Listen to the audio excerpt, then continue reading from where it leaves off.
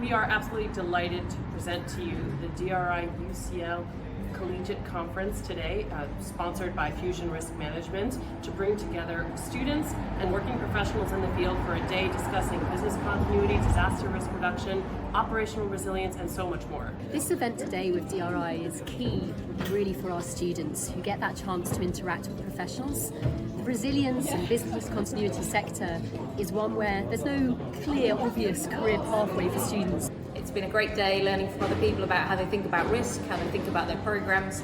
I'm kind of, I suppose, energized by the fact that actually there's a lot of common challenges that we face, and we're thinking about things in fairly similar ways. So it's been a great day. Today has actually been amazing, if only to better connect with our private sector and future leaders.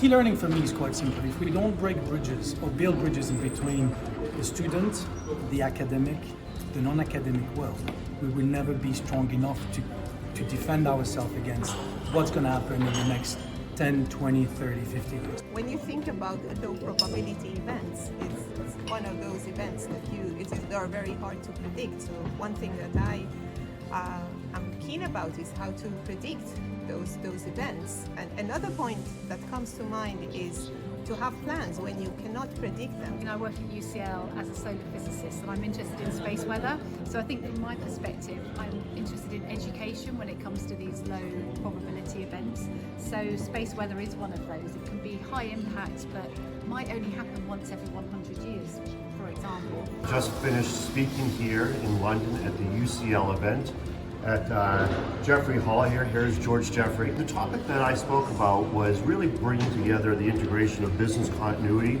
and climate change. I gave a presentation about the importance of data, working with your underwriter, your broker, your insurer, to make sure that your risk program ties in with your resilience program. I'm here today really to talk about how do we take the theory of resilience and implement it in global companies. My presentation today has been on the data aggregation and the practical values you can gain from it. I think the key insight is that we need to invest more in communication and education of people that are not risk professionals.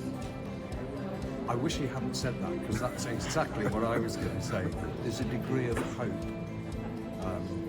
I do trust in the human nature to overcome things, but it comes back to that educated policy that needs to be adopted. We are looking forward to work together on things such as stress testing, complex events, systemic risk, all the things we are going to see coming up in the next few years and decade. That's the way we want to create something more resilient for everyone. We are so delighted to bring the community together on both sides of the Atlantic and internationally as well, so that we can be a more resilient world moving